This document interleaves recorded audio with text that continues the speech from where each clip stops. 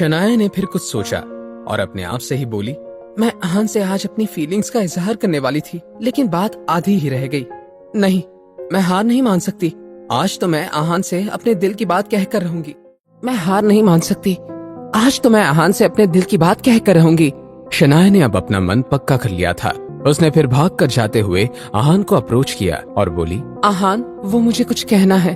अभी I'll miss you। Shanaya ने अपनी फीलिंग्स की बात को टालकर ये बात बोली। शनाया की बात सुनकर आहान को बहुत अच्छा लगा। उसने मुस्कुराते हुए शनाया की बात का जवाब दिया, I'll miss you too। अपना ख्याल रखिएगा। उसने इतना कहा और रॉकी के साथ बाहर चला गया। दोनों जल्दी से स्टेशन पहुँचे और टिकट लेकर ट्रेन में चले गए। आहान खिड़की की तरफ और रॉकी उसके साथ वाली सीट पर बैठ गया। जब ट्रेन एक स्टेशन पर आ रुकी, उनके कंपार्टमेंट्स में एक अधेड़ उम्र का आदमी आकर बैठा, जिसने काले रंग का सूट पहना था। कुछ ही देर बाद एक खूबसूरत लड़की जो ऊपर से नीचे तक एक ब्रांडेड कपड़ों में थी, उनके कंपार्टमेंट में आई। उस लड़की का नाम आलिया शर्मा था और उसने जैसे ही अपने टिकट पे सीट नंबर चेक किया, उसका मुंह बन गया। उसकी आंखों में घमंड साफ दिख रहा था। उसने सूट वाले आदमी को इग्नोर करते हुए आहान की तरफ देखा और बोली, Hey, you changed the seats with me। आहान ने उस लड़की की बात को अनसुना कर दिया और बाहर ही देखता रहा। ये देखकर वो लड़की चिढ़ गई। क्या आप में तमीज नाम की चीज नहीं है? क्या आपको ये पता नहीं कि लड़कियों के साथ जेंटलमैन की तरह कैसे बिहेव करते हैं? मुझे नहीं पता।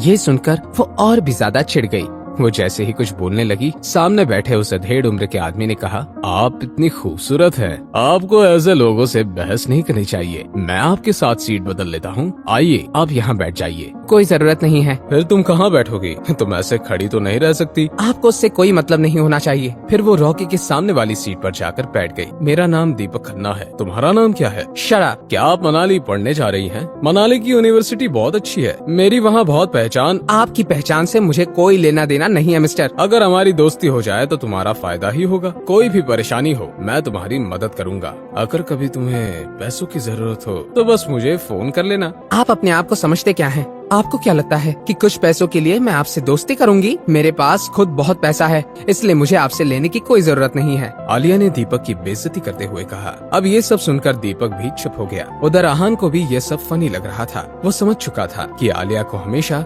उसके परिवार ने पलकों पर बैठा के रखा था। आहान ने रॉकी की तरफ देखा और सवाल किया, हम मनाली कब तक पहुंच जाएंगे? रॉकी ने जैसे ही जवाब देना चाहा, दीपक ने बीच में इंटरफेयर करते हुए कहा, आप दोनों मनाली काम ढूंढने जा रहे हैं ना? जी, किसी कंस्ट्रक्शन साइट पर काम ढूंढने जा रहे हैं। कंस्ट्रक्शन साइट पर काम करने के लिए तुम जैसे लोगों की ही जरूरत होती है। मेरी मनाली में बहुत जान पहचान है। तुम मेरा नाम ले लेना, तुम्हें आसानी से अच्छा काम मिल जाएगा। जी शुक्रिया, पर अगर तुम मेरा नाम कुछ गलत करने के लिए इस्तेमाल कर रहे हो तो मैं तुम्हें माफ नहीं करूंगा। मेरी मनाली में बहुत पहचान है और बहुत नाम है। जी नहीं करूंगा। ट्रेन मनाली से एक स्टेशन पहले रुकी। इस स्टेशन पर बहुत लोग चढ़ गए थे। जिस कंपार्टमेंट में आहान, रॉकी, आलिया और दीपक बैठे थे, वो लोगों से भर गया था। इतने सारे लोगों के बीच पूरे कंपार्टमेंट में पसीने की बदबू आने लगी थी। अचानक से उस आदमी ने, जो कोई फैक्ट्री का मामूली वर्कर था, धक्का लगने की वजह से आलिया पर आ गिर गया। उस आदमी के पसीने की बदबू से आलिया परेशान हो गई और सीधा उठकर बाथरूम की तरफ भागने लगी। दूर हटो यहाँ से, कैसी गंदी बदबू है। उस आदमी ने अपनी भाषा में माफी मांगना शुरू किया, पर दीपक कुछ सुनने को तैयार ही नहीं था। वो बस लगातार उस आदमी को गाली दे रहा था। मुझे माफ कर दीजिए, मुझे यहाँ नहीं आना चाहिए था। मैं जा रहा हूँ। वो वर्कर अपने लिए जगह बनाने लगा और इतने में दीपक उठा और उसको लात मारी। आहान कुछ पता करे उससे पहले ही रॉकी ने दीपक को पकड़कर रोक लिया। दीपक रॉकी पर हाथ उठाना चाहता था। वो चाहकर भी रॉकी का हाथ अपने ऊपर से हटा नहीं पा रहा था और उसका मुंह साइड टेबल पर जाकर लगा। मैं बताता हूँ तुम्हें, मेरा आदमी तुम्हें नहीं छोड़ेगा। जैसे ही तुम मनाली स्टेशन पर उतरोगे, वो तुम्हें बहुत मारेगा। इतने में आलिया वापस आ गई। वहाँ की हलचल देखकर वो समझ गई थी कि वहाँ जरूर कुछ कांड हुआ है। दीपक लगातार रॉकी को धमकाता रहा। ये देखकर उस फैक्ट्री वर्कर को बहुत बुरा लगा। साहब जी, आप इसे माफ कर दीजिए, नादान है, इसे कुछ पता नहीं है। तुम बीच में बोलने वाले होते कौन हो? चुपचाप यहाँ से चले जाओ, वरना मेरे आदमी तुम्हें भी नहीं छोड़ेंगे। जी साहब, मैं अभी तुरंत चला जाता हूँ। रुक जाओ रॉकी, ये सीट इन्हें दे दो। जी भाई। नहीं, ये यहाँ नहीं बैठ सकता। क्यों? ये सीट आपकी है। ये सीट तुम्हारी भी तो नहीं है, तुम्हारे दोस्त की है। तुम अपनी सीट दे दो, इतना ही स्मार्ट बनना है तो। लेकिन वो वर्कर मेरे सामने नहीं बैठेगा। कोई परेशानी नहीं है बेटा, मैं यहीं खड़ा हो जाऊंगा। नहीं अंकल, आप यहाँ आकर बैठिए। और वहाँ से खड़ा होकर उस आदमी को अपनी सीट पर बैठा दिया। इसे यहाँ बैठा कर तुमने सही नहीं किया। अब मनाली स्टेशन पर उतर कर मैं बताता हूँ तुम्हें। अब अगर तुमने एक शब्द और कहा तो मैं तुम्हें इस ट्रेन से उतार फेंकूंगा। तुम मुझसे ऐसे बात नहीं कर सकते। मेरी मनाली में बहुत पहचान है। मैं इस बात का ध्यान रखूंगा कि तुम्हें कोई काम न मिले। रख लेना, और तुम्हें जो उखाड़ना है उखाड़ भी लेना, पर बस अपनी जुबान बंद रखना। कुछ देर बाद जब दीपक खन्ना का फोन बजा तो सामने से आवाज आई, सर हम स्टेशन पहुंच गए हैं। वो कौन लड़के जिन्होंने आपको परेशान करने की हिम्मत की? हम उन्हें छोड़ेंगे नहीं। बहुत बढ़िया, मैं बस पहुंचने ही वाला, फिर तुम लोग इनकी खैर लेना। साहब आप इन्हें माफ कर दीजिए, इनकी कोई गलती नहीं है। मुझे पहले ही यहाँ से चला जाना चाहिए था। बात इतनी आगे ना बढ़ाइए। अंकल आप परेशान मत हो, ये तो वक्त ही बताएगा कि कौन किससे माफी मांगेगा। आहान और दीपक की जब नजरें मिली तो दोनों में आक्रोश भरा था। दीपक और आहान की लड़ाई में कौन जीतने वाला था ये तो वक्त ही बताता था, लेकिन उस वर्कर को बुरा न लगे इसलिए आहान ने उन्हें वहाँ बैठने के बाद उनसे बात करने की कोशिश की। वैसे आप जा कहाँ रहे हैं अंकल? मेरी बेटी मनाली के अस्पताल में भर्ती है, उसके लिए ही मैं वहाँ जा रहा हूँ। उस वर्कर ने अपने झोले को कसकर पकड़ते हुए कहा।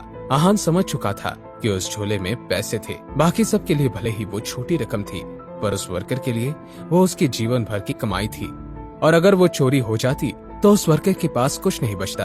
कुछ देर बाद जब दीपक खन्ना का फोन बजने लगा तो उसने बड़े ही रौब से सुनाया, हाँ मैं बस पहुंचने ही वाला हूँ, तुम लोग तैयार रहना, इन लड़कों की खैर लेना।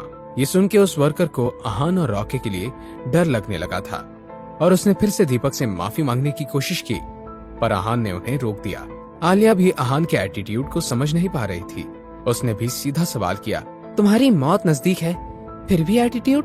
तुम्हें डर नहीं लग रहा क्या कि स्टेशन पे तुम्हारे साथ क्या होने वाला है? आहान ने दीपक और आलिया दोनों की इस बात को बड़े ही आराम से इग्नोर कर दिया, जैसे वाकई में उसको ना कोई डर है और ना फिक्र। आलिया ने फिर अपना फोन उठाया और अपनी मॉम को इन्फॉर्म किया कि वो बस पहुंचने ही वाली है। मनाली में आपका स्वागत है, कृपया एक एक करके उतरें और अपने सामान का ध्यान रखें। ट्रेन के स्पीकर से आवाज आई, बेटा जल्दी जाओ, जल्दी से स्टेशन पर जाओ, वहाँ जरूर पुलिस होगी, उन्हें बुला लाओ, वो तुम्हारी मदद करेंगे। अंकल आप बिल्कुल चिंता मत कीजिए, हमें कुछ नहीं होगा। आप आराम से स्टेशन पर उतर जाइए, हम यहाँ का संभाल लेंगे। इसके आगे वो वर्कर कुछ नहीं बोल पाया और वहाँ से लाचार होकर निकल गया। वर्कर ने कंपार्टमेंट से निकलते हुए ही दीपक ने पूछा, तुम में हिम्मत है मेरे साथ चलने की? मुझ में हिम्मत क्यों नहीं होगी तुम्हारे साथ चलने की? अभी भी इतनी अकड़?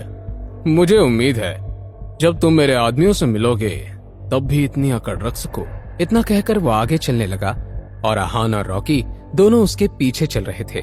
दीपक को आते देख कुछ लोग सामने से चलकर आने लगे। क्या यही वो दो लोग हैं जिन्होंने आपको परेशान किया था? दीपक के एक आदमी बंटी ने पूछा। हाँ ये वही है दो लोग, आज इनकी जमकर धुलाई करना।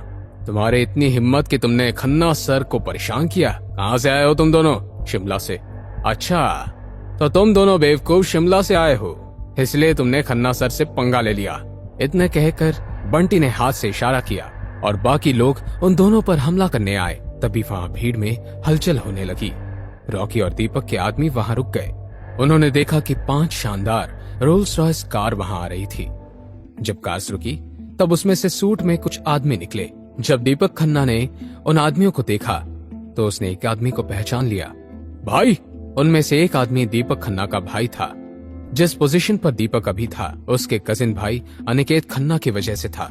Aniket Khanna MD real estate के प्रोजेक्ट डिपार्टमेंट का जनरल मैनेजर था। खन्ना सर, आपका कजिन भाई एमडी रियल एस्टेट में काम करता है? बंटी ने खुद को संभालते हुए पूछा। एमडी रियल एस्टेट बहुत ही महंगी कंपनी थी। हाँ हाँ बिल्कुल, मेरा कजिन एमडी रियल एस्टेट के प्रोजेक्ट डिपार्टमेंट का मैनेजर है। क्या आप मुझे अपने कजिन से मिलवाएंगे? हाँ हाँ मिलवा दूंगा, पर मुझे नहीं लगता कि वो तुमसे मिलेंगे। आप कोशिश तो करना। वैसे खन्ना सर, आपके कजिन यहाँ किसी को लेने आए हैं?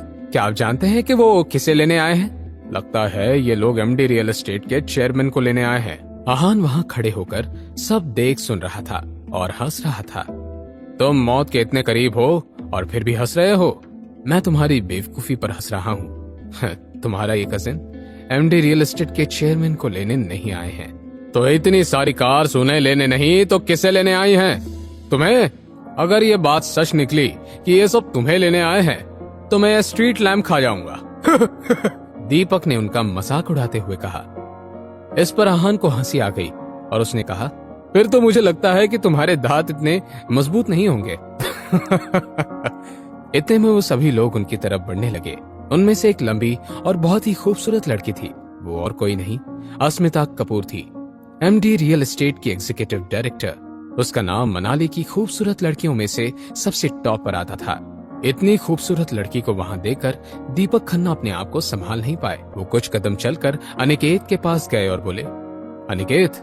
अनिकेत एक अधेड़ उम्र का आदमी था जो दीपक के मुकाबले काफी फिट था। दीपक को देखा तो उसका मुंह चढ़ गया। उसने चिढ़ते हुए कहा, दीपक तुम यहाँ क्या कर रहे हो? कुछ खास नहीं, बस दो लोग थे जो मुझे परेशान कर रहे थे। बस उन्हीं को सबक सिखाने के लिए यहाँ हूँ। पर आप सब यहाँ, क्या आप चेयरमैन को लेने आए हैं? नहीं नहीं, यहाँ हम किसी और को लेने आए हैं। किसी और को? आखिर आज ऐसा कौन आया था जिसको लेने इतने सारे लोग मनाली स्टेशन पर आए थे? क्या यहाँ कोई बहुत बड़ा आदमी था?